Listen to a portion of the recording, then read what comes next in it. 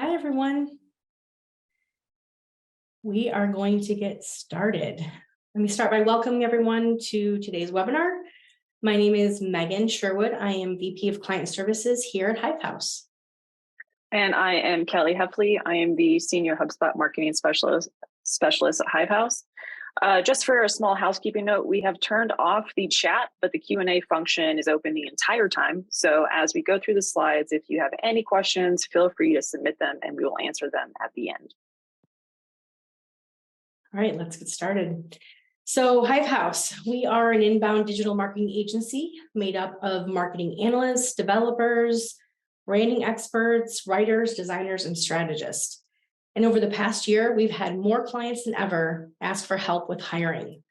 And to us, marketing and hiring are pretty similar. It's all about identifying your ideal audience, building an attractive place for them to land, and then keeping them happy once they've arrived.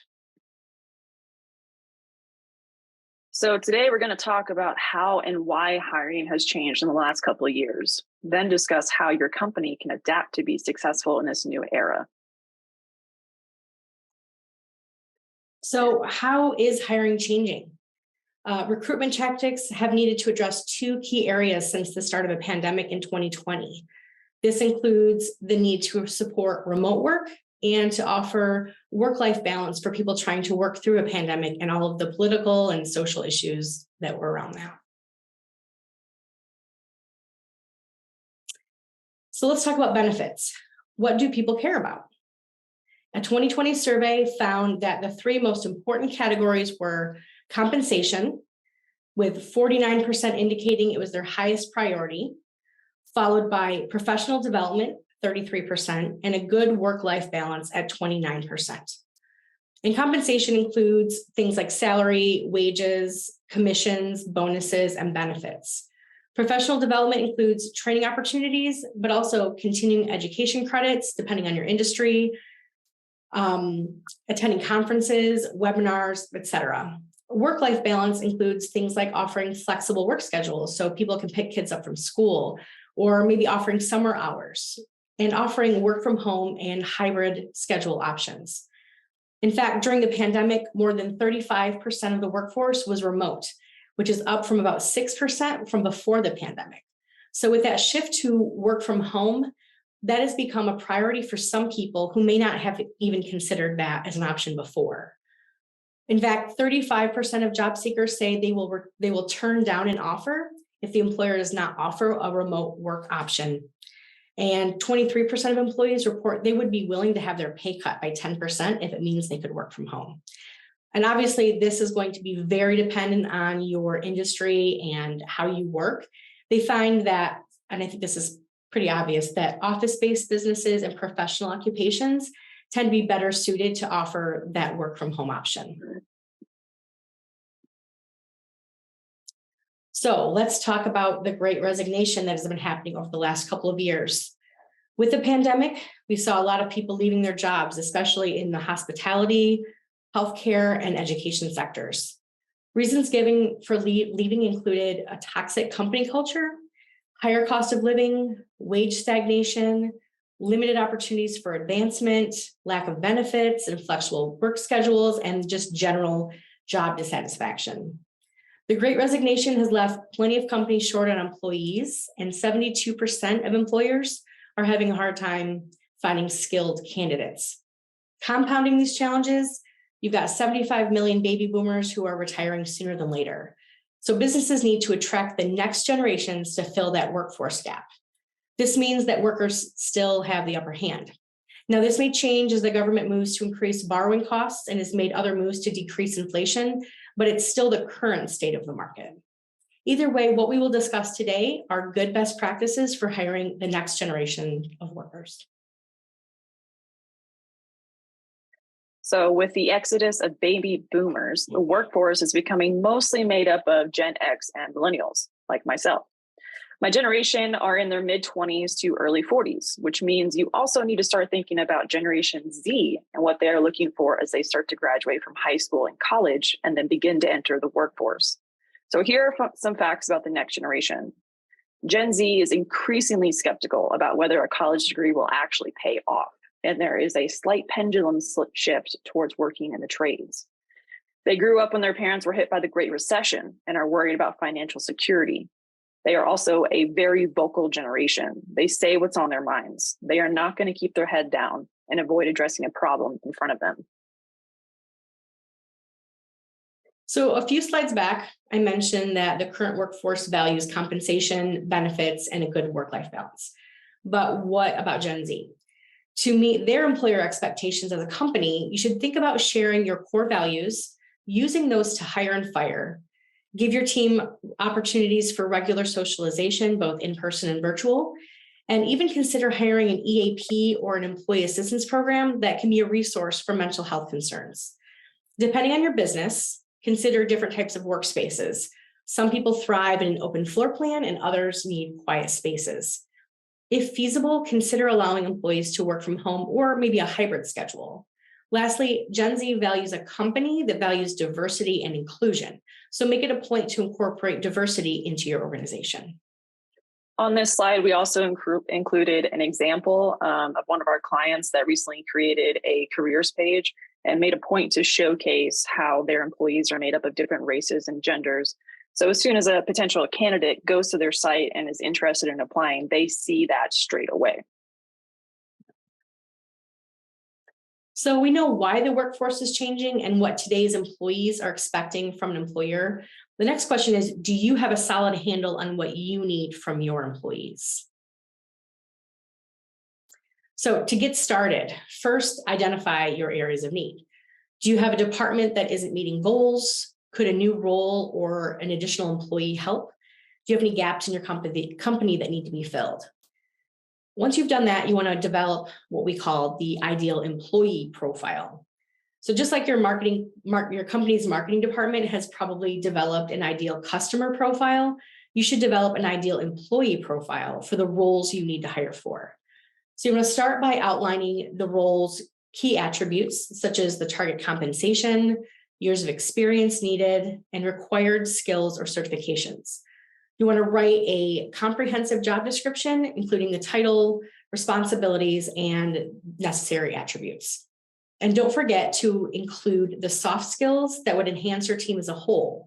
So while somebody may have the experience or skills, are they the right fit for your company? And then on this slide, we just have a picture of what an ideal employee profile might look like. So once you know which of your company's hiring challenges you need to solve and what the qualifications of your ideal employee looks like, start reviewing your current hiring process. I would suggest drawing a map or just outline that workflow to make it easier to identify any gaps.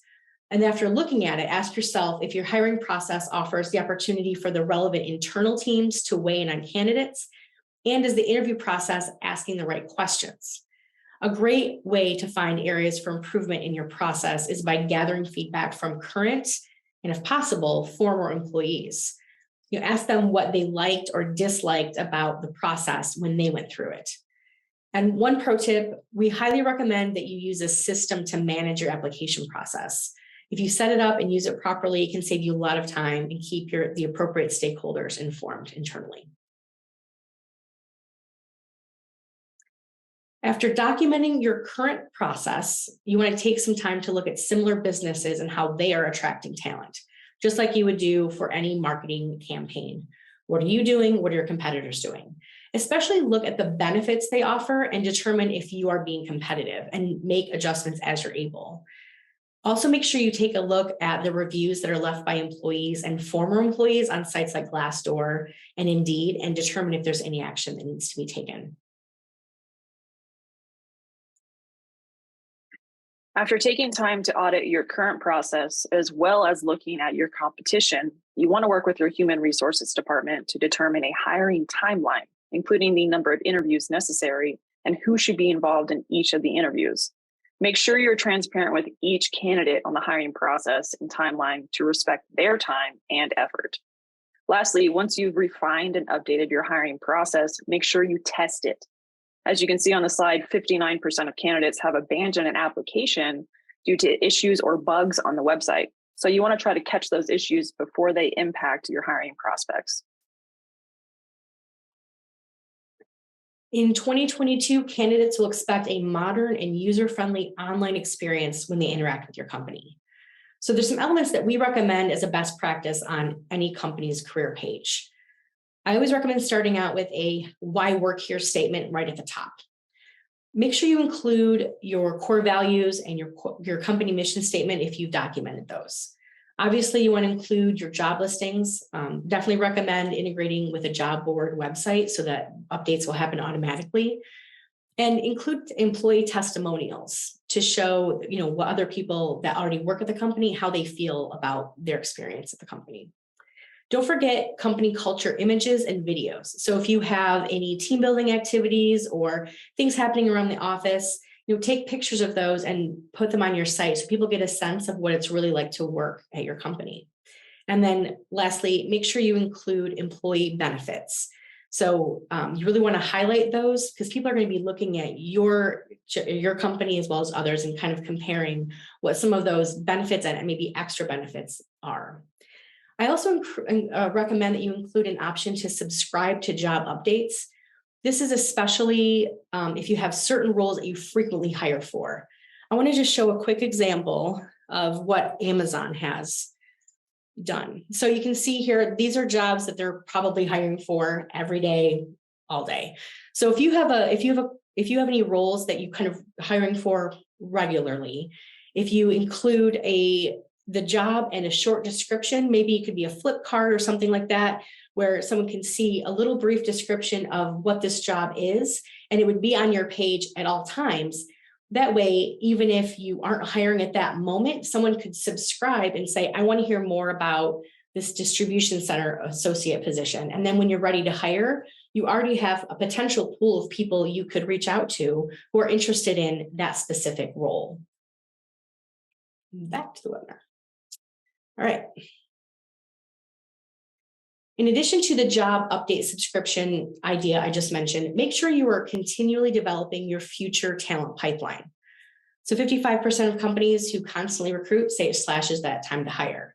So depending on the roles you need to hire for, you may want to consider nurturing the pipeline by targeting people that are graduating from college or trade schools. And just some things you can do there is attend job fairs, develop relationships with colleges and trade schools, maybe create an internship program. I do recommend if you do this, I would use handshake.com. That is a tool that you can post jobs and internships, and it will actually send it out to multiple university and college job boards. And while I like to think of a hiring campaign like a marketing campaign, this effort does not have a start and a stop date. So this is a continuous campaign. All right, so once you've documented your process and identified your target hires, you need to promote these job opportunities. If you create the job posting, but you don't market on the channels that your ideal candidates are using, then it's kind of a moot point. In addition to using the right channels of communication, like LinkedIn, for example, figure out how to position yourself and showcase the value or benefit compared to your competitors. If you offer remote work, lead with that. If you have great benefits, showcase that, and so on. So one pro tip I want to call out before getting into job promotion tactics is the importance of making sure your job listings are showing up in Google's job results. So if you're posting the jobs directly on your site and you're not using a feed of any kind, make sure you're using the special Google schema markup for job postings, or make sure that your job feed integrates with Google. I know that ZipRecruiter automatically integrates with Google, but not all of them do. So the best way to test this is to search for your job titles in Google and see if they show up in those job results. You'll see a special section that says jobs, I think, and it'll have a listing there. It's not just in your regular search results. So just do a test, search, and see if your jobs show up there. So when it comes to promoting your open positions, if you consider that ideal employee profile, you should know the best way to reach them and promote your job openings.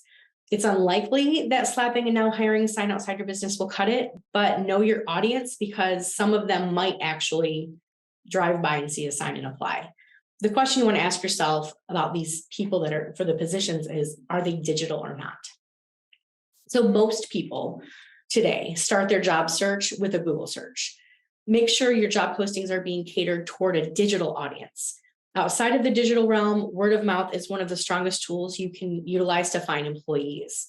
So be sure to make a concerted effort to ask your current employees if they know anyone who can fill your desired positions, and consider a referral program to encourage them to share. Besides those standard promotion tactics I just mentioned, you might want to think of some other creative ways to get in front of people. You might consider holding an open house and giving tours of your business so people can actually experience your office or warehouse or whatever your space is in person. Depending on the roles you're hiring for, you might want to consider partnering with government programs that target the long-term unemployed, single parents, or even people who were incarcerated when they were younger. Draft and send out a press release if you have a big hiring push at your company. This is both a good hiring tool as well as a great PR tactic. And besides the standard job boards, look for industry-specific job boards.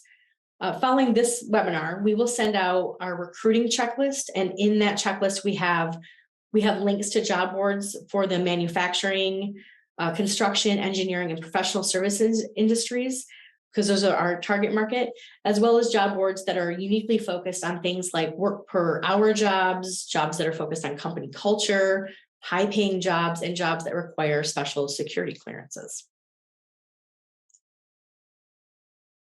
Through a well-documented hiring process and being upfront about your hiring needs, benefits, and company culture, you will find that it is much more likely that you'll find employees that appreciate your company's mission and culture and will perform their job well.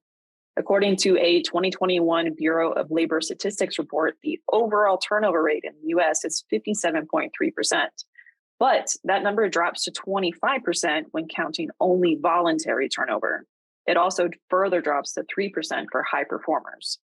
Hiring people that will be successful at your company and fit into your company culture means that they are likely to stick around. So speaking of culture, according to a study by MIT Sloan, since the start of the Great Resignation, they found that a toxic culture is 10.4 times more likely to contribute to attrition than compensation. In fact, the primary subject of that study found that toxic company culture was the main driving force behind the Great Resignation. Determining what type of culture your company wants to have is necessary to achieving a company identity that retains good talent. All right, so let's talk more about company culture. HubSpot has a quote. They define culture as the promise you make to your employees and candidates about what it's really like to work for you. So what sort of environment can people expect to work in? What are your core values and what are your norms? And we kind of looked into company culture a little bit, and we found that a couple of business professors identified 4 types of company cultures. And you want to think about this as you think about the type of business culture that you want to build. So the first one is called clan culture. If you've ever heard anyone refer to their coworkers as their family, that's an indication they are working in a clan culture, which is also called a collaborate culture. There's a lot of emphasis placed on teamwork and togetherness.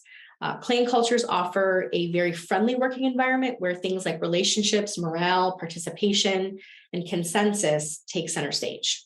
In terms of leadership, managers are looked to as mentors rather than figureheads who dish out instructions and reprimands.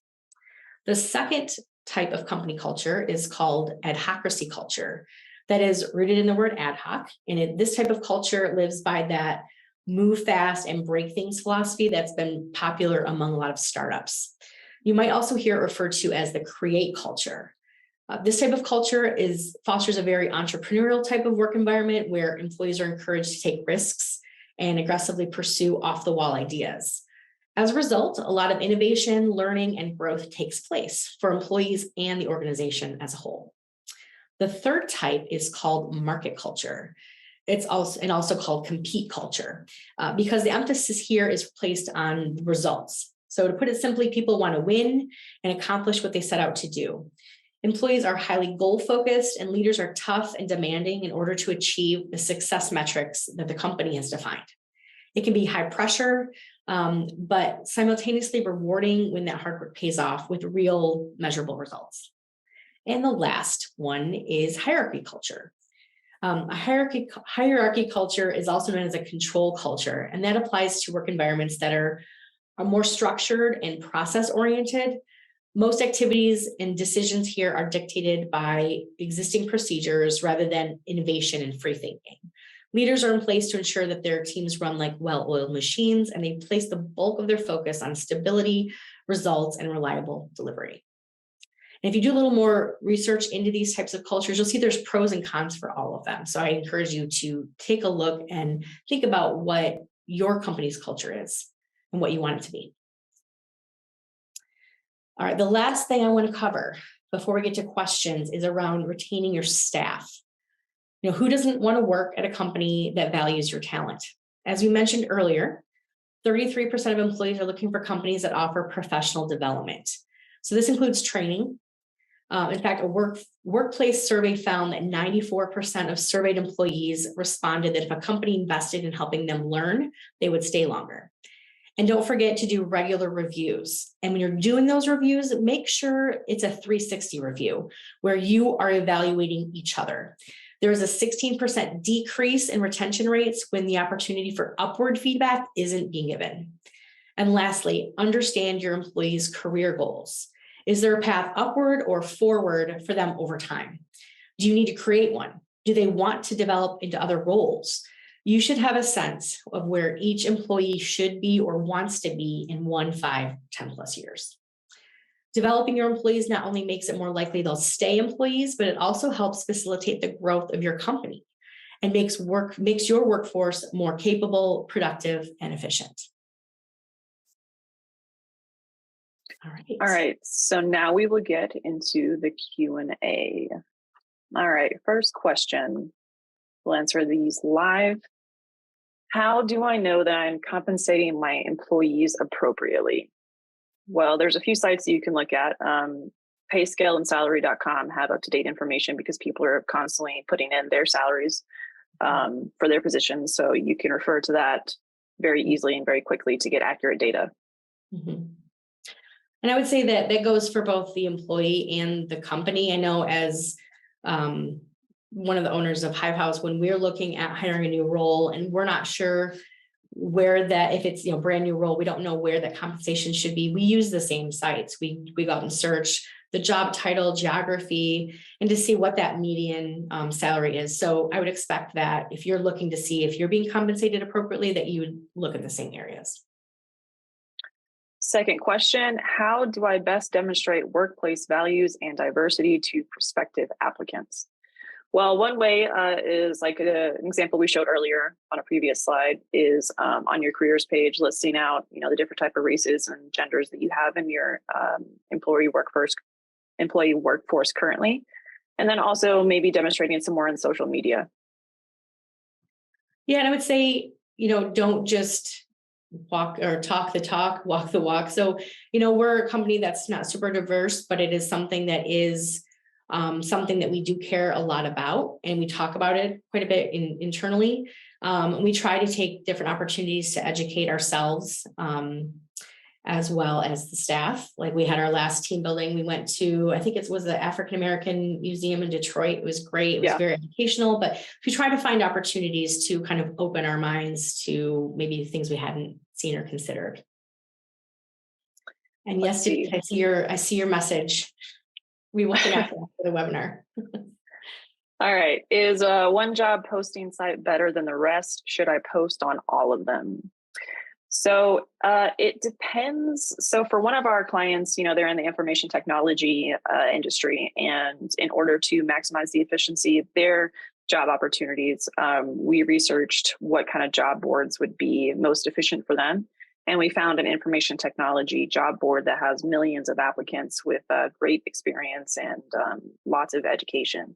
So in that case, like a one particular job board is going to probably produce really, really good applicants compared to the others. However, for maximum brand awareness and maximum pool of candidates, post on a lot of them. Mm-hmm. And I would say if you were gun to your head, had to pick one place to post, I would do Indeed, Indeed.com, because they do tend to aggregate from other job boards. Let's see. Is the company limited to only one company culture?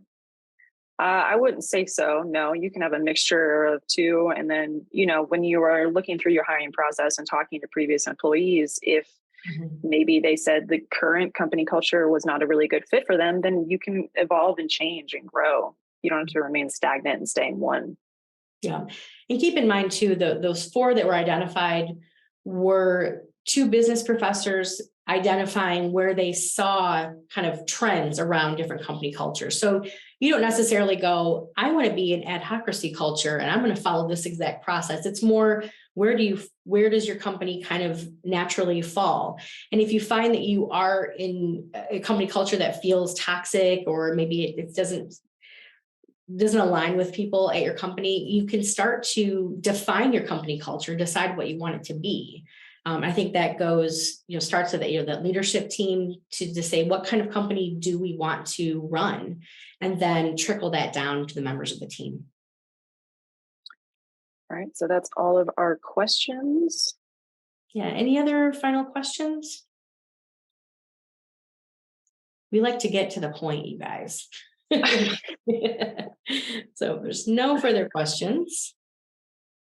We will send out a email with the talent checklist that we mentioned earlier, so be on the lookout for that. And then also feel free to reach out to us for help with your hiring and promotion needs. Like I said, we helped one client recently with their careers page, and then looked up that job board for another client. So feel free to reach out to us. Yeah. And we will send the recording of this out. It probably won't be for a couple of days once we want to make sure we edit it, but you will see that talent checklist, like we said, either later today or early tomorrow. All right.